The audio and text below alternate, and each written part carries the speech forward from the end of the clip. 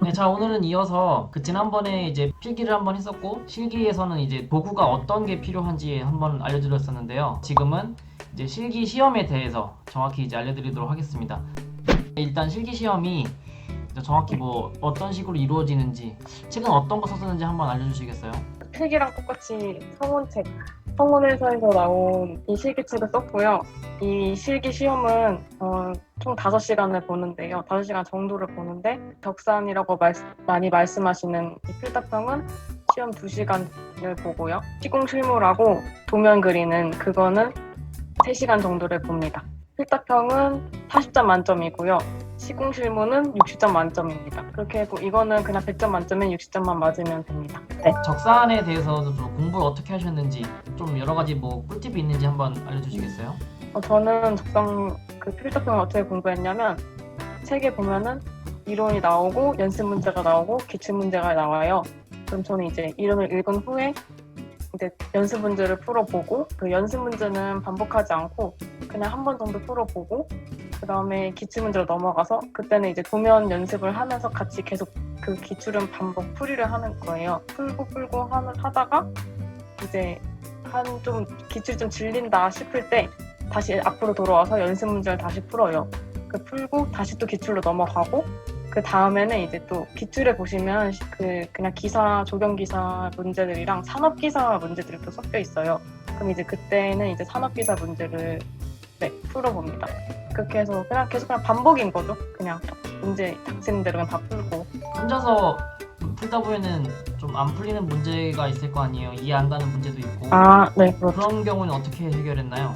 모르는 문제가 있으면 그 네이버에 조경기사 카페, 자격증 카페에 들어가시면 문제를 물어보고 이제 답글이 달리는 경우도 있잖아요.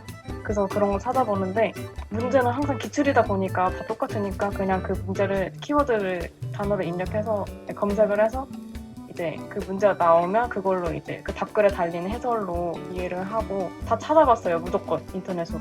그래서 나올 때까지 찾고 그렇게 했어요. 그러면 적상 같은 거 이제 공부를 할 때 풀다 보면은 좀 이렇게 뭐 자주 나오는 문제들이 있나요? 반복해서 나오거나? 일단 저는 어려운 쪽에 하나 있었는데 다른 거는 그냥 다 공식을 대입해서 풀면 되지만 처음에 어려웠던 게 그 네트워크 공정표라는 게 있어요. 네트워크 공정표 그 문제 풀이는 유튜브에 그냥 네트워크 공정표라고 검색하시면 이제 막 그냥 나오잖아요. 영상이 나오는데 그 중에서 그 건축기사 무슨 기출 문제풀인가 그런 게 있어요. 근데 그게 어차피 그게 똑같아요. 그 네트워크 공정표 푸는 그 해설을 하시는 건데, 네, 그걸로 배웠죠. 그걸로 따로 노트에 정리해서 하고, 그래서 그 유튜브에다 그거 네트워크 공정표라고 검색하셔서 바로 보시면 네, 도움이 되실 겁니다. 그리고 자주 나오는 문제라고 하면 토량 계산 같은 거, 뭐, 네, 그런 거 나오고 토량 계산이나 뭐 적산에 이제 사용하는 공식들은 따로 정리를 해서 암기하시는 것이 좋습니다. 시간당 작업량을 구하거나 뭐 이런 문제도 많이 나오고 어려웠던 거는 출근량 구하는 같은 문제가 나와요. 근데 이제 이거는 제가 시험 봤을 때는 문제가 나오지 않았었어요. 그렇지만 요즘 실기 그 필답형에 신유형이 많이 나온다고 들었어요. 그래서 문제를 포기하거나 일부분을 포기하는 것은 추천드리지 않고 무조건 다 완벽하게 푸셨으면 좋겠고요. 책에 나온 것은 기출 문제는.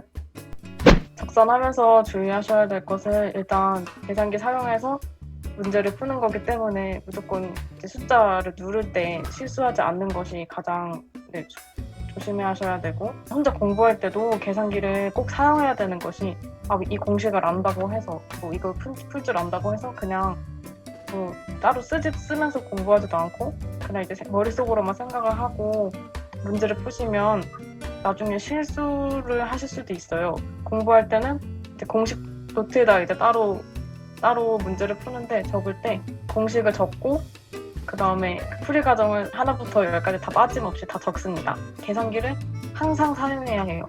그래야지 실수도 덜하고 반올림 같은 문제가 있어요.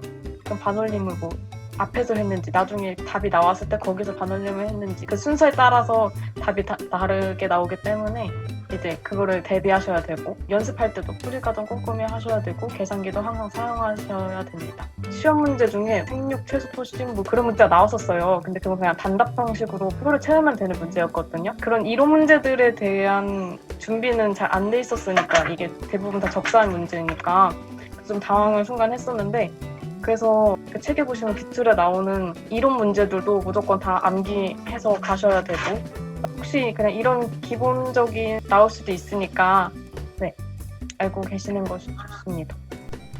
최대한 무조건 풀이 과정을 꼼꼼히 적어주시는 게 좋아요.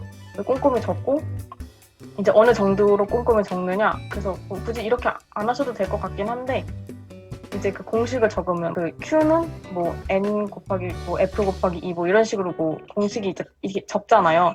적을 때 그때 Q가 뭔지 F가 뭔지 뭐 E가 뭔지 이거를 한글로 다 적는 거예요. 뭐 Q는 시간당 작용량 뭐 F는 뭐 최적 변환계수 뭐 이런 식으로 다 적는 거예요. 그렇게 해서 이제 나는 그냥 완벽하게 알고 있다 이런 거 다 보여주시면 되고 이제 제일 중요한 것은 단위를 항상 넣으셔야 돼요. 빠지면 안 됩니다. 단위는 항상 모든 풀이 과정 사이사이에 다 적혀 있어야 합니다. 하루에 한 문제만 그리는 게 아니고 처음에는 물론 오래 걸리니까 뭐 한 개 그 정도밖에 못 그리는데 이제 한 두세 번 그리다 보면 이제 금방금방 그릴 수 있으니까 그때 이제 시간을 3시간을 재고 총 3장을 다 그려요.